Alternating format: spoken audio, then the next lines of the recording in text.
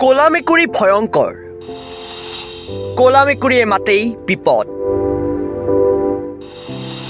এনে ধাৰণা বহু লোকৰ। কিন্তু ক'লা মেকুৰীৰ আছে বিশেষ গুণ।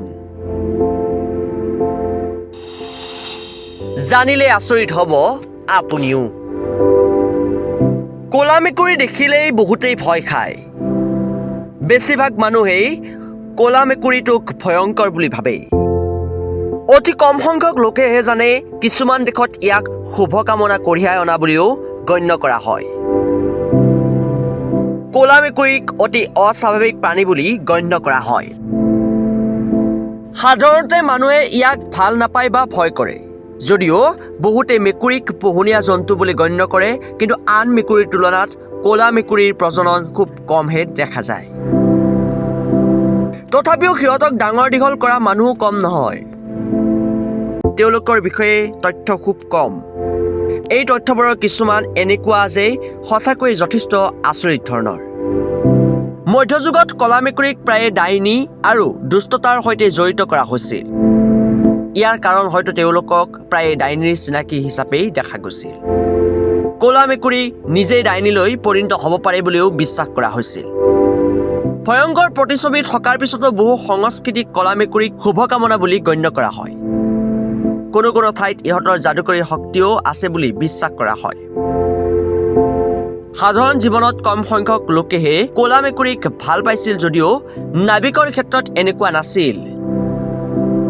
মেকুৰীক নিগনি চিকাৰ কৰিবলৈ ব্ৰিটিছ জাহাজত উঠিবলৈ বিশেষ অনুমতি দিয়া হৈছিল। নাবিকসকলে ক'লা মেকুৰীটোক বিশেষভাৱে ভাগ্যৱান আৰু নিৰাপদে উভতি অহাৰ ৰক্ষক বুলি গণ্য কৰিছিল।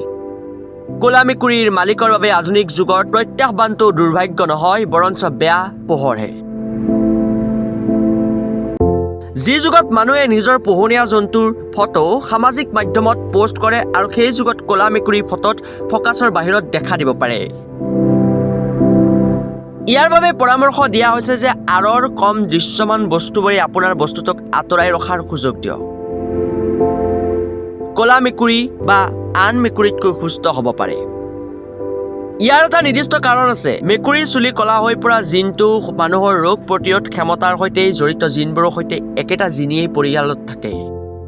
একাংশ বিজ্ঞানীৰ মতে এই মেকুৰীবোৰৰ ৰঙৰ লগত লুকুৱাই ৰখাৰ সম্পৰ্ক কম আৰু ৰোগ প্ৰতিৰোধ ক্ষমতাৰ লগত বেছি সম্পৰ্ক আছে। গতিকে ক'লা মেকুৰী দেখিলে এতিয়াৰে পৰা আৰু ভয় নাখাব, কাৰণ বিভিন্ন ঠাইত ক'লা মেকুৰীক ভাগ্যৱান বুলিও ভবা হয়। ক'লা মেকুৰীয়ে শুভ সংবাদ কঢ়িয়াই আনে বুলিও গণ্য কৰা হয় বিভিন্ন ঠাইত।